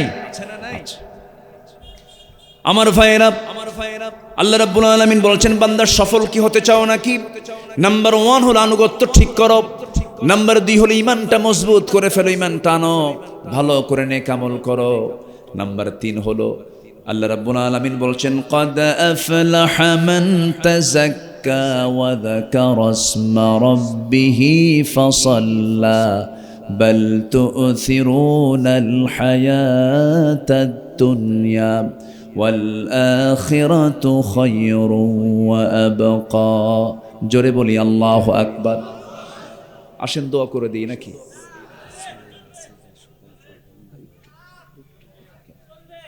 শেষ করে দেই? হ্যাঁ, আলোচনা চালাবো। ওই যে 2-1 করে উঠে যায়, যে উঠতেছে। হ্যাঁ, নাম্বার 1 নাম্বার একটু বসে। সারা রাত চল, সবাই থাকেন সারা রাত, আমি চলে যাই। মাশাআল্লাহ, এত সুন্দর মানুষ। বলি আলহামদুলিল্লাহ। 12:30 বেজে যাচ্ছে, আপনারা এখনো বসে আছেন। এটা কোরআনের জন্য, কোরআনের আকর্ষণ। বলি আলহামদুলিল্লাহ, জোরে বলি আলহামদুলিল্লাহ। নাম্বার 3 হচ্ছে পরিশুদ্ধিতা, নফসের শুদ্ধতা দরকার। আমি নামাজ পড়ছি কিন্তু আমার নামাজের নিয়ত সহি না। দেখেন না, আমার দেশে কিছু কিছু সিজনাল নামাজি আসে, সিজনাল টুপিওয়ালা আসে, যে নির্বাচন আসবে এরকম কিছু সিজনাল টুপিওয়ালা আছে না নাই বলেন তো? আছে না নাই? ওর নিয়ত ভালো, ওর নিয়ত ভালো। আমাদেরকে বলে আমরা নাকি ধর্মের ব্যবসা করি। টুপি আমরা সারা বছরই পরি, নির্বাচনের আগে না। যারা নির্বাচন আসলে টুপি ধরে, আসরের নামাজ 4 বার পড়ে। কয়বার পড়ে? 4 বার। আল্লাহ তাআলা বলছেন নফসকে আগে ঠিক করো। তোমার ধান্দা হলো ভোট চাওয়া, ভোট পাওয়া। তোর নামাজ উদ্দেশ্য না। তোর উদ্দেশ্য কি? ভোট পাওয়া। আল্লাহ পাক এগুলো কবুল করবেন না। মসজিদ কমিটির সভাপতি নামাজ না পড়লে কমিটির পদ থাকবে না। সে করে কি? সারা সপ্তাহ মদ খায়। কি খায়? মদ খায়, শীত হয়ে পড়ে থাকে। কিন্তু শুক্রবার সবার আগে মসমসা লুঙ্গি আর খদ্দরের পাঞ্জাবি পরে প্রথম কাতারে মুসল্লি হয়ে সাদা কাপড় ধবধবা, যেন আসমান থেকে ফেরেশতা জিবরাইল নামছে। আছে না নেই বলেন তো? এগুলো হলো নফসের রোগ। এই সমস্ত লোকগুলোর কোনো ইবাদত আল্লাহর দরবারে মঞ্জুর হবে না। আল্লাহ রাব্বুল আলামিন বলছেন ওই লোকটাই সফল যে লোকটা তার নফসকে শুদ্ধ করতে পেরেছে, পরিশুদ্ধ করতে পেরেছে। নফসের পরিশুদ্ধতা গুরুত্বপূর্ণ একটা কাজ। আমার বন্ধুগণ, আল্লাহ রাব্বুল আলামিন বলছেন নফসের শুদ্ধতা আনতে হবে। নফসের মধ্যে রোগ কখন আপনি টের পাবেন? যখন হিংসা পাবেন, আপনার ভিতরে হিংসা আসতেছে, আপনি রোগী হয়ে গেছেন। অবৈধ লোভ আসতেছে, রোগী হয়ে গেছেন। অবৈধ কামনা বাসনা আসছে, আপনি রোগী হয়ে গেছেন। একই গ্রামের বাসিন্দা, একজন টাকা পয়সা কামাই করে জমি কিনেছে 2 বিঘা। তার জমির পাশে আরেকজন জমিওয়ালা আছে, ওর 2 বিঘা জমি কেনার সঙ্গে সঙ্গে ওই লোকটা রাতে আর ঘুম নাই। এরকম লোক তো মনে হয় গাইবান্ধায় নাই। আসতে বলবেন না, আছে না নাই? জমি কেনে একজন, ঘুম হয় না আরেকজনের। হাই রে হাই করছি কি, হাই রে হাই করছি কি। আছে কি না বলেন? আছে। এরকম রোগী কি গাইবান্ধা পাওয়া যায়? এটা কিসের রোগ বলেন তো? নফসের রোগ। এই এই কি বসেন, নড়াচড়া করে বসেন। এই এই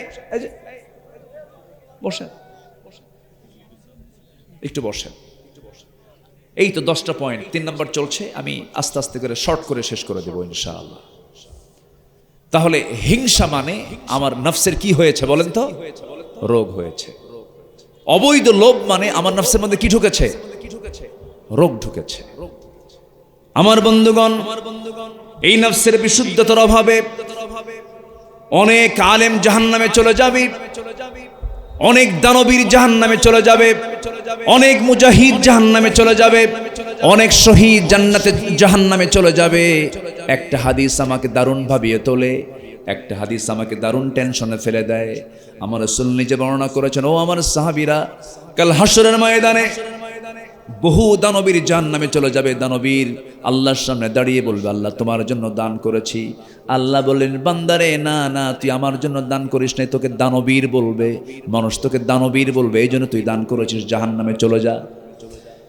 শহীদ বলবে, আল্লাহ আমি তোমার পথে যুদ্ধ করে শহীদ হয়ে তোমার সামনে হাজির হয়েছে। আল্লাহ বলবেন, না না, তুই যুদ্ধ করে মুজাহিদ হবি, মানুষ তোকে মুজাহিদ বলবে, এই জন্য যুদ্ধে গেছিলে, মরে গেছিস। মানুষ তোকে শহীদ বললো, আমি তোর শহীদ বলবো না, কারণ তোর নিয়ত ঠিক ছিল না। আমার বন্ধুগণ, এই জন্য সবার আগে নফসকে পরিশুদ্ধ করতে হবে। আল্লাহ রাব্বুল আলামিন বলছেন, সফল যদি হতে চাও, আত্তাকওয়া হা হুনা, আত্তাকওয়া হা হুনা। নফস, তাকওয়াটা এই জায়গায়, আত্তাকওয়া হা হুনা, তাকওয়া হচ্ছে এই জায়গায়। এই জায়গাটা ঠিক করে নাও, নফসকে পরিশুদ্ধ করে নাও। এরপর আল্লাহ রাব্বুল আলামিন বলছেন, ক্বাদ আফলাহা মান তাযাক্কা ওয়া যাকারা ইসমা রাব্বিহি ফাসাল্লা বাল তু'থিরুনাল হায়াতাদ দুনিয়া ওয়াল আখিরাতু খায়রুন ওয়া আবকা। নফসকে শুদ্ধ করে জিকির করো কার? আসতে বলবেন না, জিকির করো কার? আল্লাহ। আল্লাহর জিকির করো, সর্বক্ষণ আল্লাহর জিকির করো। ঠোঁটটা ভিজায় রাখো, ঠোঁটটা সিক্ত রাখো, তোমার জিহ্বাটা সিক্ত রাখো। কার জিকিরে? কার জিকিরে? আল্লাহর জিকিরে। আল্লাহ তাআলা আমার জিহ্বাটা দিয়েছেই হলো জিকির করার জন্য। এই জিহ্বার চতুর্দিকে আল্লাহ পাক শুকনা রেখেছেন না ভিজা রেখেছেন? ভাটা না জোয়ার? বলেন বলেন, ভাটা না জোয়ার? জোয়ার দিয়ে একদম ভিজায় রেখেছেন।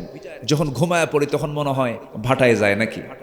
তখনও জোয়ার, এত পানি, এত লালা মুখে আল্লাহ পাক রেখেছেন যে ঘুমের ঠেলায় গোটা বালিশ ভিজে শেষ। ঠিক কিনা বলেন? লালা দিয়ে পড়ে যায়। আল্লাহ পাক যদি এই জিহ্বাটা যদি শুকায় দিতেন, কথা বলতে পারতাম, খাওয়া দাওয়া করতে পারতাম? করতে পারতাম না। কান কে দিয়েছেন? আজ থেকে কান কে দিয়েছেন? এই যে শুনতে পাচ্ছেন, কান না থাকলে শুনতে পারতেন? এই কান কার দেওয়া? কানের মধ্যে কিছু ময়লা থাকে, ময়লা। এই ময়লাগুলোকে এলাকায় কি বলে? গরু খায়। কোন খোল? ইয়ার ওয়াক্স, কানের ময়লা। এই কানের ময়লা কিন্তু আল্লাহ দিয়েছেন। এটা কি মিষ্টি, টক না তিতা? বলেন। ও খায় দেখেন নাই? ও একজন কিন্তু খায় দেখি নাই। আচ্ছা, তাহলে কানের যে ময়লা এটা কিন্তু মিষ্টি না। যদি মিষ্টি হতো তাহলে মিষ্টি আছে যেখানে, পিঁপড়া আছে সেখানে। তাহলে যদি মিষ্টি হতো, রাতে ঘুমিয়ে পড়তেন, সব পিঁপড়া জমা হতো কোথায় গিয়ে? কানে গিয়ে। কান ঠিক করবেন কখন আর কাজ করবেন কখন? তাহলে কানের মধ্যে আল্লাহ তাআলা যে ময়লা দিয়েছেন, ময়লা নয়, এটা হচ্ছে সিকিউরড। আপনার চোখটাকে, আপনার কানটাকে সেভ করার জন্য আল্লাহ পাক সেখানে এক্সট্রা করে কিছু মানে ময়লা দিয়েছেন, এমন কিছু পদার্থ দিয়েছেন, কোন পোকা যখন, কীট পতঙ্গ যখন ঢুকতে নাই, তিতায় বের হয়ে আসে না, আর পারলাম না, বের হয়ে চলে আসে। কেউ তো সুবহানাল্লাহ বললেন না। কান গেল, শুধু কান দেন নাই, কানটাকে রক্ষা করেছেন। চোখ, আমরা খাই কি পানি? এটা কি লবণ না মিঠা? বলেন, লবণ পানি না মিঠা পানি? মিঠা পানি খাই, কিন্তু চোখ দিয়ে বের হয় কি পানি? বলেন, বলেন কি পানি বের হয়? ঘাম বের হয় কি পানি? লবণ পানি। তাহলে খাইলাম মিঠা পানি আর বের হলো লবণ পানি চোখ দিয়া। এ কেমনে সম্ভব? অবশ্যই মেশিন ভিতরে মনে হয় বাদ পড়ছে নাকি? মেশিন আছে না নাই? বলেন তো আছে না নাই? তাহলে চোখের ভিতরে আল্লাহ রাব্বুল আলামিন কি মেশিন দিয়ে দিয়েছেন? সেই মেশিন সেটের মধ্য দিয়া ওই চোখের মধ্যে মহান রাব্বুল আলামিন মেশিনকে প্রসেস করে মিঠা পানিকে খনা করেছেন। কেন? কারণ বান্দা যখন চোখ দিয়ে যখন জমিনে চলতে যাবে, হাজারো ধুলাবালি তার চোখে অ্যাটাক করবে, জীবাণু অ্যাটাক করবে। সেই জীবাণু ধ্বংস করার জন্য, ব্যাকটেরিয়া ধ্বংস করার জন্য মহান রাব্বুল আলামিন লবণ চোখের মধ্যে দিয়ে স্থায়ী মলমের বন্দোবস্ত আমার আল্লাহ করে দিয়েছে। জোরে বলি সুবহানাল্লাহ, আরো জোরে বলি সুবহানাল্লাহ। আমাদের চোখ যে পলকটা একভাবে থাকে না, নড়াচড়া করে। কয়বার? প্রতি মিনিটে 15 থেকে 20 বার। প্রতি মিনিটে 15 থেকে 20 বার এই যে পলক নড়াচড়া করে, প্রতিটি বার পড়ার সময় অশ্রু থেকে লিকুইড ছড়িয়ে দেয় পুরো চোখে। এর ফলে চোখ থাকে আর্দ্র, ধুলাবালি, ক্ষতিকর জীবাণুমুক্ত। পলক হলো চোখের প্রাকৃতিক ওয়াইফার, যা ঘুমের মধ্যে চোখের সুরক্ষা নিশ্চিত করে। প্রতিদিন আমাদের চোখে গড়ে 1 মিলিলিটার অশ্রু তৈরি হয়, যা স্বচ্ছ অথচ অত্যন্ত কার্যকর এক তরল পদার্থ। এই অশ্রুর মধ্যে থাকে লাইসোজাইম নামের এক প্রাকৃতিক অ্যান্টিবায়োটিক, যা চোখকে ব্যাকটেরিয়ার আক্রমণ থেকে 100% রক্ষা করে। জোরে বলেন সুবহানাল্লাহ। হৃদয়ে যখন বেদনায় ভরাক্রান্ত, তখন চোখ দিয়ে কি আসে? পানি আসে। বাপ মরে গেছে, চোখ দিয়ে কি আসে? পানি আসে। আল্লাহর ভয়ে চোখে কি আসে? পানি আসে।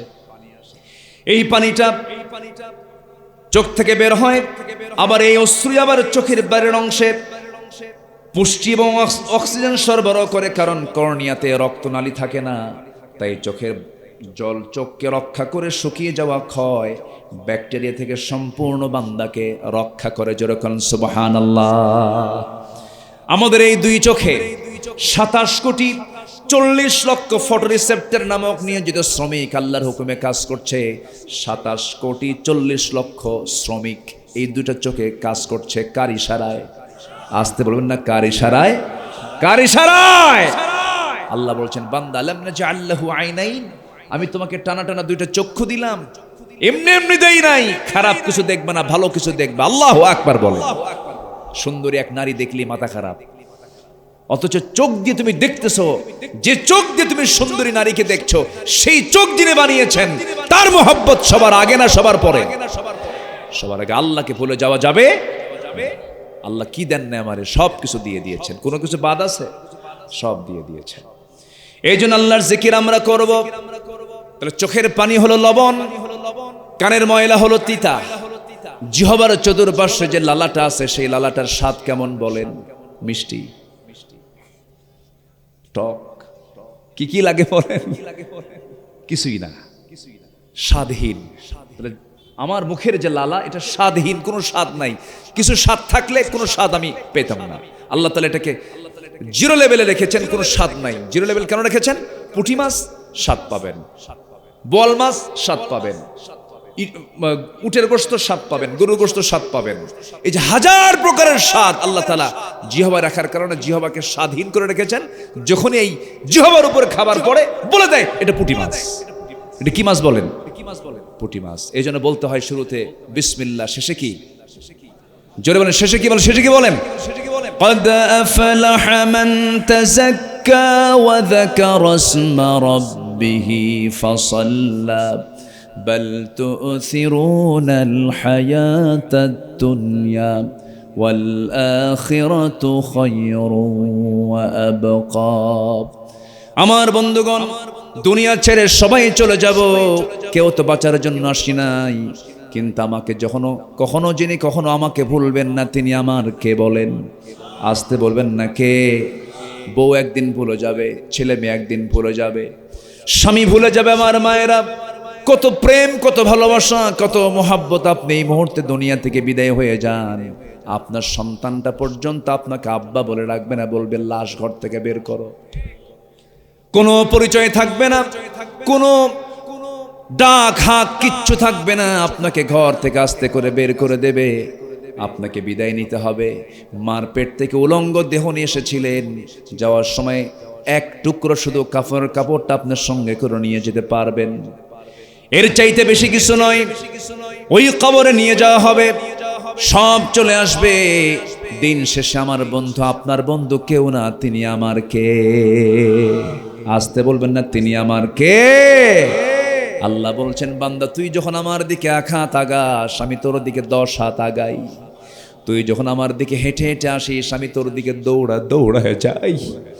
তুই আমারে ডাক, আমারে তুই খুশি করার চেষ্টা কর। তুই আমাকে আনন্দ দে, তুই আমাকে খুশি করে ফেল, আমি তোকে ডাবল দিয়ে দেব। ও বান্দা, তুই যদি গুনাহ ছেড়ে দেস, তুই যদি আমার জিকির করিস, ফিকির করিস, তুই আমাকে যদি সন্তুষ্ট করতে পারিস, আমি তোকে এমন কিছু দান করব যা তোর কল্পনাতেই কখনো ছিল না। জোরে কোন সুবহানাল্লাহ। আমার বন্ধুগণ, আপনি এই যে অনেক যুবক ভাইরা আসছেন, নতুন বিয়ে করেছো তোমরা, 2 বছর বয়স হয়ে গেছে। 2 বছর বয়সের মাথায় হঠাৎ করে একটা অ্যাক্সিডেন্ট হয়ে গেল, মরে গেলা। রোড অ্যাক্সিডেন্ট করে মরে যায় না? মরে গেলা। বাইক অ্যাক্সিডেন্ট করেছো, ছোট্ট একটা বাচ্চা ইতিম হয়ে গেছে, তোমার বউটা বিধবা হয়ে গেছে, খুব ভালোবাসছে তোমারে। এক রাত না গেলে পরে অস্থির হয়ে যেত, ছুটে যেত, স্বামী আমার তুমি কোথায়? 1 রাত পার করতেই কত কষ্ট। মরে গেছে তুমি, হয়তো যেদিন মরে গেছে সেই দিন বউটা কাঁদবে, অজ্ঞান হয়ে যাবে, কিন্তু 7 দিন পর কি এই চিত্র থাকবে নাকি? 1 মাস পরে মুখে হাসি চলে আসবে।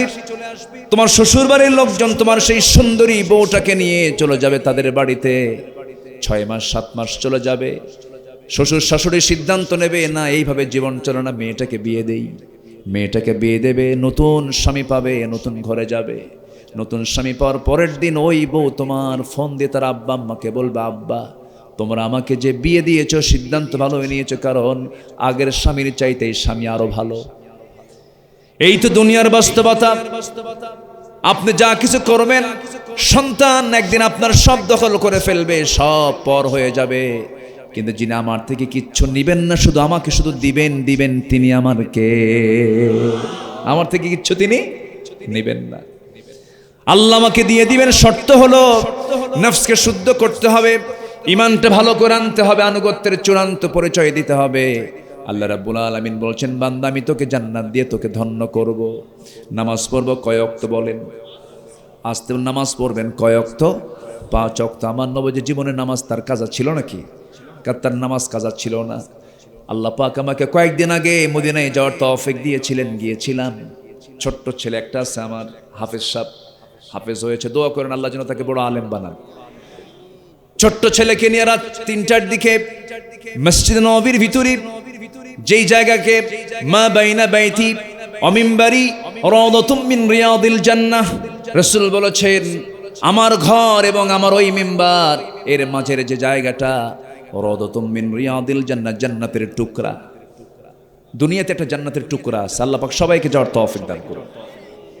ঢুকলাম, অনলাইন করে ঢুকতে হয়, সিরিয়াল করে ঢুকতে হয়, ঢুকলাম, টাইম খুব কম পাওয়া যায়। ছেলেকে বললাম তুই আমাকে ফলো কর, বাপ বেটা ঢুকলাম, ঢুকে সামনের দিকে এগিয়ে বসলাম, সময় খুবই কম। আমার দেশের কিছু প্রবাসী সেখানে গিয়ে চাকরি করে, আমার দেশের মানুষ দেখে চিনতে পারলো আমাকে, চিনি, সালাম দিয়ে বলে হুজুর আপনি আসছেন। আমি তো ভাবলাম যাক চিনছে যখন কিছু কাম হবে। বললাম ভাই একটু সময় বেশি নিয়ে থাকতে চাই ভিতরে, কেমন করে থাকা যায় বলুন তো? বলতেছে আপনি এই জায়গায় থাকুন, দেখি আমরা কি করতে পারি। সামনের দিকে যায়, ওখানকার যে প্রশাসনিক কর্মকর্তা তাকে আস্তে করে বলছে স্যার আমার দেশের একটা হুজুর আসছে, খুব জনপ্রিয়, আমার দেশের সব মানুষ তাকে চেনে, ওয়াজ শোনে, খুব বড় আলেম। মনে মনে করে আমি যে কি, আমি তো নিজেই জানি, আমি তো কিচ্ছু না, ওরা যা বলে সম্পূর্ণ ভিত্তিহীন, আমি এরকম কিচ্ছু না, আমি নিজেকে খুব নগণ্য মনে করি। ওরা বারবার প্রশাসনের সে অফিসারকে বলতেছে স্যার দয়া করে দেখেন তো একটু ব্যবস্থা করে দেওয়া যায় নাকি যেন বেশি সময় থাকতে পারেন উনি, বারবার বলতে, এবং প্রথম কাতারে বসানোর জন্য, ইমামের পিছনে বসানোর জন্য বারবার বলতেছে। আমার দেশের মানুষ কি পাম মারার দিক থেকে কি ফেল না পাস বলেন তো? তেল মারতে পারে কম না বেশি? এমন পাম দিছে, আমি তো কিচ্ছুই না, কিন্তু বেশি বলছে, বুঝলেন? এখন সেই প্রশাসনিক স্যার, প্রশাসনিক কর্মকর্তা এসে আমার সালাম দিয়ে কয় ওস্তাদ আসেন। একদম প্রথম কাতারে, যে একদম নবীর ঘরের যে ঘর, সেই ঘরের দেওয়ালের সাথেই প্রথম কাতারে আমাকে বসায় দিল। পাশে আমার রাসূল শুয়ে আছেন, হুনা মুহাম্মদ সাল্লাল্লাহু আলাইহি ওয়াসাল্লাম। ডান পাশে মেম্বার, বাম পাশে রাসূল, ঠিক মাঝখানে বসে দেওয়ালের সঙ্গে একটু গাটা হেলান দিয়ে বসে আছে। আহারে আসসালাতু আসসালামু আলাইকা ইয়া রাসূলুল্লাহ, জীবনের শ্রেষ্ঠ অনুভূতি। আমি আবেগ আপ্লুত হয়ে পড়লাম, বসলাম আর ভাবলাম আহারে এই জায়গায় বসে রাসূল বিশ্ব শাসন করেছে, বিশ্বের নেতৃত্ব দিয়েছেন, এবং একটা ইতিহাস আমার মনে পড়লো, রাসূল এই ঘরেই ইন্তেকাল করেছেন, ওনার ঘরটাই হলো কবর। ওনার ঘরটা কি? কবর। আম্মা জান আয়েশা বলেন আমার রাসূল আমার ঘরকে চয়েস করলেন, আমার ঘরে ঢুকলেন, অসুস্থ হয়ে পড়লেন। নবীজি অসুস্থ হয়ে পড়ার সঙ্গে সঙ্গে রাসূলকে শোয়া দিলাম, বালিশ দিলাম। রাসূল বলছেন আয়েশা বালিশ না, তোমার উরুটা দাও, উরুতে মাথা রাখবো আমি। নবীজি স্ত্রীকে খুব মহব্বত করতেন। আমার নবীজি দুনিয়া থেকে বিদায় নিয়েছেন একজন স্ত্রীর উরুতে মাথা রেখে, এবং সর্বশেষ কথা বলেছেন তিনি স্ত্রীর সাথেই কথা বলেছেন। আমার নবীজি পারিবারিক বন্ধন খুব মজবুত ছিল।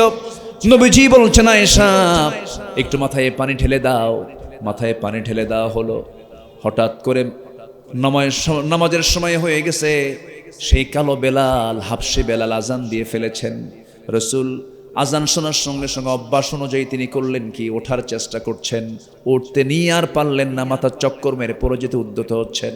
পড়ে যেতে নিলেন, সঙ্গে সঙ্গে আম্মা জান আয়েশা তাকে আস্তে করে ধরে বলছেন ইয়া রাসূলুল্লাহ আপনি পারবেন না, আপনার তো সেই সেন্স নাই, সেই শক্তি নাই। রাসূল বলছেন আয়েশা রে, বুঝতে পেরেছি জামাতে নামাজ আমি আর পড়তে পারবো না, খুব আফসোস হচ্ছে আমার আয়েশা, জামাতে নামাজ পড়তে পারলাম না, আমার খুব কষ্ট হচ্ছে, আমি কেমন করে জামাতে নামাজ পড়বো। আয়েশা দিন কায়েমের সংগ্রাম করতে গিয়ে আমার কোমরটা আমি খন্দকে হারিয়ে ফেলেছি। খন্দকের পরীক্ষা খনন করতে গিয়ে আমার রাসূল একটানা 4 দিন 4 রাত কোদাল মারতে মারতে ওই যে তার কোমর কুঁজো হয়ে গেছে, মৃত্যুর দিন পর্যন্ত রাসূল কোমর সোজা করে একটা বারও দাঁড়াতে পারেন নাই। আমার নবীজি উহুদের ময়দানে যুদ্ধ করতে গিয়ে কাফেরদের দ্বারা আক্রান্ত হয়ে ওই যে সুন্দর সুন্দর দুটি দাঁত ভেঙে গেছে। বাকি জীবনে রাসূল যে কথা বলেছেন, সামনের দুটো দাঁত ছাড়া তিনি কথা বলেছেন। চেহারার সৌন্দর্য নষ্ট হয়ে গেছে। আমার নবীজি বলছেন আয়েশা রে, আমার বুঝি জামাতে নামাজ আর হবে না, জামাতে নামাজের কিসমতে আমার নাই। তোমার আব্বা আমার বন্ধু আবু বকরকে বলো আমার মুসল্লায় যেন দাঁড়ায় নামাজটা আদায় করে নেয়। যখন এমন ঘোষণা চলে গেছে সাহাবীদের ভিতরে, সাহাবে কেরামদের মধ্যে কান্নার রোল পড়ে গেছে। আমার নবীজি সাহাবীদের কান্না দেখে বলছেন, আয়েশা আমাকে একটু জানালার কাছে নিয়ে যাও। আমার এই কথাগুলো বারবার মনে হচ্ছিল, ওই জানালাটা দেখতেছিলাম, জানালার দিকে তাকায় আছি। আমার নবীজি জানালার কাছে উকি মেরে বলছেন, ও আমার আয়েশা দেখ আমার সাহাবীরা কেমন করে নামাজ পড়ে। চোখের দুই কোনা বেয়ে টপ টপ করে পানি পড়ছে। তার কান্না দেখে আম্মা জান আয়েশা হাত দিয়ে চোখের পানিগুলো মুছে মুছে দেন আর বলছেন, ইয়া রাসূলুল্লাহ আপনি কাঁদেন কেন? আপনার সাহাবীরা তো নামাজ পড়ছে। রাসূল বলছেন, আয়েশা রে, এটা আমার দুঃখের কান্না নয়, এটা আমার চরম আনন্দের কান্না।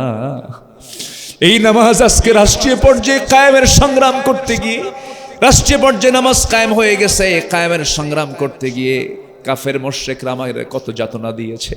রুকুতে গেছি, উটের পচানার উপরই আমার পিঠে চাপায় দিয়েছে। তায়েফের ময়দানে আমাকে পাগল আখ্যা দিয়া চোখা চোখা পাথর মেরে মেরে আমাকে রক্তাক্ত করে, এই যে দাগ দেখো হাতে, এই যে দাগ, এই যে দাগ, এই যে দাগ। আমাকে এই দিন কায়েমের সংগ্রাম করতে গিয়ে বাবার পৈতৃক ভিটা ছেড়ে আমাকে মদিনা আসতে হয়েছে। এই দিন কায়েমের সংগ্রাম করতে গিয়ে আমার চাচা আমির হামজার কলিজা বুক চিড়ে কলিজা বের করে নিয়েছে। আমার আব্দুর রহমান ইবনে আব্দুল্লাহ বিন জাহাসের নাক কেটে নিয়েছে, চোখ তুলে নিয়েছে, এরপরে জিহবা কেটে নিয়েছে। এত কষ্টের বিনিময়ে আজকে নামাজ কায়েম হয়েছে। এমন দৃশ্য দেখে আমি আজকে আনন্দের কান্না কাঁদতেছি। এরপরে বলছেন, আয়েশা রে, যদি বুঝি আমি দুনিয়া থেকে বিদায় নিয়ে নেব, ওই যে ঘরে, সেই ঘরের দেওয়ালের পাশে আমি ঠেস দিয়ে বসা ছিলাম। আমার নবী যে দুনিয়া থেকে বিদায় নেবেন, বিদায় নেওয়ার প্রাক্কালে বলছেন, আয়েশা যে কোনো মুহূর্তে বিদায় নেব। আমার কলেজার টুকরা ফাতিমা কোথায়? ফাতিমাকে ডাক দাও তো। ফাতিমাকে ডাকা হলো। ফাতিমা রাদিয়াল্লাহু আনহার সামনে দাঁড়ালেন। আমার নবী মেয়ের দিকে তাকায়া কান্না থামাতে পারলেন না, কাঁদতেছেন। উনিও কান্দেন, রাসূলও কান্দেন। রাসূল বলছেন, ও ফাতিমা, তোর চোখের পানি আমার দারুণ কষ্ট হয়, কাছে আয়। কাছে নিয়ে আসলেন, কানের মধ্যে মুখ ঢোকায় বলছেন, মৃত্যুর যন্ত্রণা আমার শুরু হয়ে গেছে ফাতিমা, আমি বাঁচবো না। মালাকুল মউত দরজায় হাজির, অনুমতি দিলেই সে চলে আসবে, আমার জান কবজ হয়ে যাবে, আমি দুনিয়া থেকে বিদায় নিয়ে নেব। ফাতিমা, তুই আমার সারা জীবন কাছে ছিলি, তুই আমার কলিজার টুকরা ফাতিমা, আমার দেহের টুকরা, চিন্তা করিস না। আমার মৃত্যুর পরে আমি আমার কবরে চলে যাব, আমার মৃত্যুর পরে তোর সঙ্গে আমার কবরে প্রথম সাক্ষাৎ হবে। যা ফাতিমা, চলে যা। ফাতিমাকে বিদায় দিলেন, কানে কানে বলে দিলেন। ফাতিমার কান্না বন্ধ হয়ে গেছে। মৃত্যুর কথা বললে মানুষ ভয় পাওয়ার কথা, কিন্তু ফাতিমা মৃত্যুর কথা জানলেন, কিন্তু খুশি হয়ে গেলেন, কারণ আব্বা চলে যাচ্ছে, আমিও চলে যাব। আমার নবীজি দুনিয়া থেকে বিদায় নেবেন, আস্তে করে বলছেন, ও আয়েশা, আমি তো দুনিয়া থেকে বিদায় নেব। মাঝে মাঝে আয়েশা সিদ্দিকা একদিন বলে ফেলেন, হুজুর আপনি আমার জন্য দোয়া করেন। রাসূল বলছেন, তুমি কি আমার কাছে দোয়া চাচ্ছ না? আপনি আমার জন্য দোয়া করবেন। আমার রাসূল সেদিন দোয়া করছেন, আল্লাহ আমার আয়েশাকে তুমি কবুল করে নাও, আয়েশার আগের পরের সমস্ত গুনাহগুলো মাফ করে দাও। এত খুশি হচ্ছে না আম্মা জান আয়েশা সিদ্দিকা, হুজুর আমি দারুণ খুশি। কেন? আপনার দোয়া আল্লাহর দরবারে মঞ্জুর হয়ে যাবে, কারণ আপনি বিশ্ব নবী। আল্লাহ পাক আমার সব গুনাহ মাফ করে দিয়েছেন। রাসূল বলছেন, আয়েশা রে, তুমি যে আমার উপরে এত খুশি হয়েছো, যে দোয়া করার কারণে, সেই দোয়াটা শুধু তোমার জন্য করি না, আমার প্রত্যেকটা উম্মতের জন্য আমি আল্লাহর কাছে প্রত্যেকটা দিন এই দোয়াটাই করি। আমার নবীজি এবার বলছেন, আয়েশা আমি দুনিয়া থেকে বিদায় নিয়ে নেব, আমার খুব মৃত্যুর যন্ত্রণা বোধ হচ্ছে, আমি মনে হয় বাঁচবো না। আমি তোমাকে লাস্ট একটা মেসেজ দিচ্ছি, আমার উম্মতকে জানায় দিবা, আমার উম্মতরা যেন ওই ঘরে শুয়ে, বলছেন যে ঘরটায় রাসূল শুয়ে আছেন এখন, বলছেন আয়েশা আমার উম্মতকে লাস্ট একটা মেসেজ দিয়ে দিবা, আমার উম্মতরা যেন 5 ওয়াক্ত নামাজ কখনো না ছেড়ে দেয়। যরকান সুবহানাল্লাহ। আমার নবীজি ওই জায়গায় শুয়ে আছেন। আমরা সালাম দেই, আমরা সালাম দেই, ফেরেশতারা সেই সালাম বহন করে নবীর কাছে নিয়ে গিয়ে বলে, আপনার অমুক উম্মতটা সালাম দিল। আল্লাহ রাসূল তারা জবাব দিয়ে দেন। আমার বন্ধুগণ, সেই নবীর প্রতি আনুগত্য, সেই নবীর প্রতি ভালোবাসার প্রয়োজন আছে না নাই? আসতে বলবেন না, আছে না নাই? সেই নবীর শেষ যে মেসেজ 5 ওয়াক্ত নামাজ, আমরা সবাই পড়তে কি রাজি আছি নাকি বলেন? নিজে পড়বো, পরিবারকে পড়াবো, ছেলেকে বলবো, মেয়েকে বলবো, বউটাকে বলবো, বোনকে বলবো, ভাইকে বলবো, সালাত সালাত সালাত সালাত। বাড়িতে শুধুই আওয়াজটাই হবে। ফজরে যখন আজান হয়ে যাবে সবগুলোকে জেগে তুলবো, সালাত হাইয়া আলাস সালাহ। নামাজ শেষ হয়ে যাবে, কোরআন হাতে তুলে দিবেন, কোরআন পড়। আল্লাহর কসম করে বলি, যেই বাড়ি শুরু হয় কোরআন তেলাওয়াত দিয়ে, আল্লাহর কসম করে বলি সেই বাড়িতে কোনো বদনজর, কোনো অসুস্থতা, কোনো প্রকার বিপদ আপদ এই বাড়িতে ঢুকবে না, কারণ কোরআন তাকে পাহারা দিয়ে দেবে। জোরে কোন সুবহানাল্লাহ। বাড়িটা সাজায় ফেলবো কি দিয়া বলেন? আসতে বলবেন না, কি দিয়ে সাজায় ফেলবো? কোরআন দিয়া। 5 ওয়াক্ত নামাজ জীবনে ছাড়বো না। কারা কারা একটু হাত তুলে দেখান তো দেখি। জোরে বলি ইয়া আল্লাহ, আরো জোরে ইয়া আল্লাহ। আমাদেরকে 5 ওয়াক্ত সালাত আদায় করার তৌফিক তুমি আল্লাহ দিয়া দাও। জোরে বলি আমিন, আরো জোরে আমিন, আরো জোরে আমিন। হাত নামান।